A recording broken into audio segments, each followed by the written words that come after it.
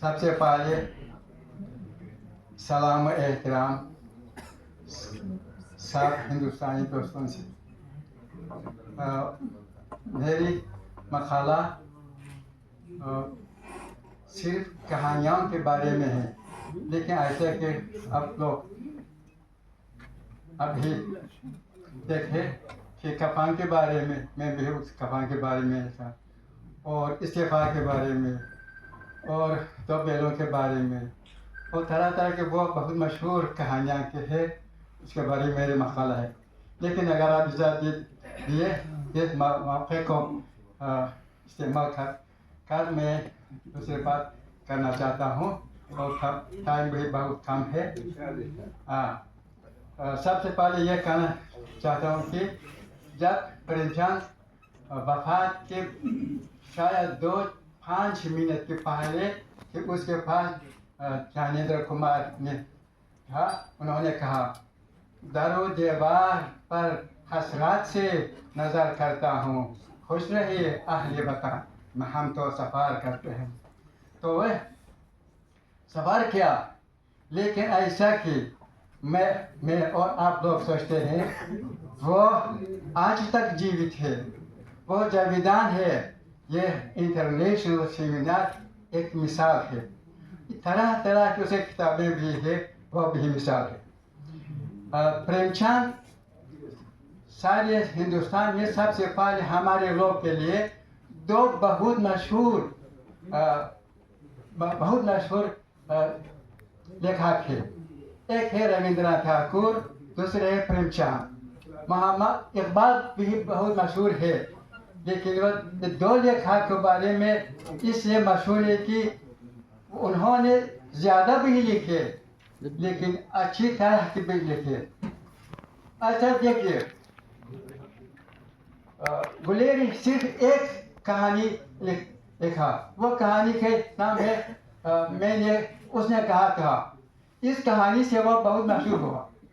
مجھ کو ایسا لگتا ہے کہ رابندرناتھ ٹاگور طرح طرح کی کتابیں لکھے، لیکن جو بہت چھوٹی کتابیں تھی، وہ یہ کتاب جو نوبل پرائز لیا، بہت چھوٹا کتاب کے لیے، نہ بڑا ناباق ہے.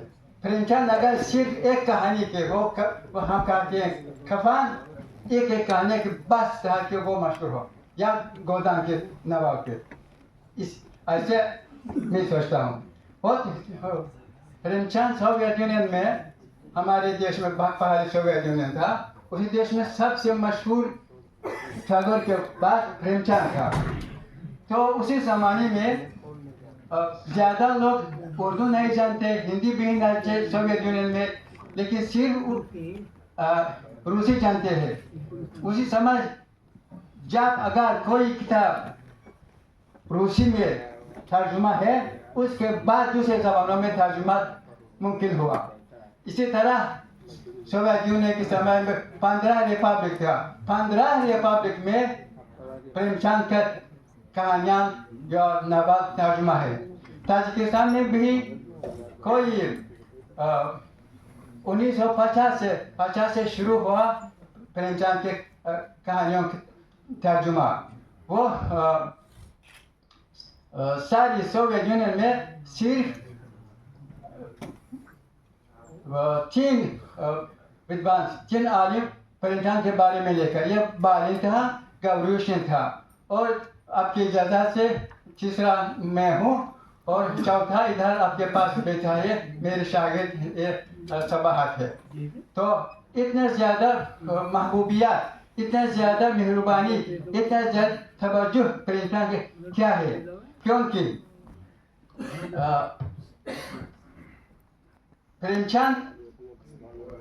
پریم چند تو خود اسی سمے میں، اسی وقت میں رہتا تھا کہ ساری ہندوستان میں کس طرح کی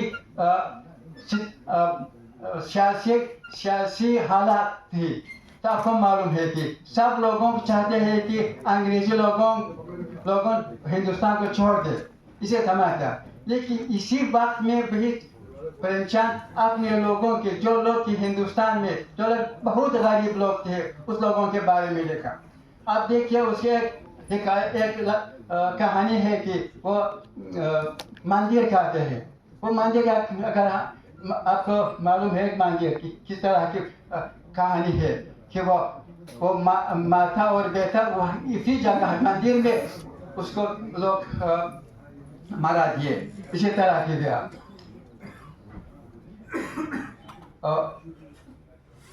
ताजिकिस्तान में निर्मला नवल तर्जुमा है, और जब निर्मला ताजिकी में तर्जुमा हुआ उसके बाद तरह तरह के ताजिक लेखक लोग, खास तौर पर लेखक लोग या शायर लोग जो ऐसा सोचते हैं कि प्रेमचंद कौन है प्रेमचंद, इसीलिए रूसी मकालत का इस्तेफा कर तरह तरह के मकालत ताजिक जबान में पैदा हुआ।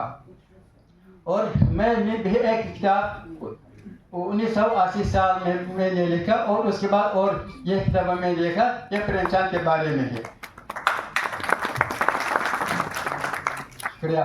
और जब सोवियत यूनियन टूट गया उससे बाद ये मौका मिल गया कि सीधा उर्दू से ताजिकी में तर्जुमा करने के मौके मिल गया। इसलिए अब भी ताजिकिस्तान में न सिर्फ रूसी से बल्कि सिर्फ उर्दू से, हिंदी से तरह तरह की प्रेमचंद के किताबें हैं। प्यारे दोस्तों, तो ऐसा कि मैंने कहा और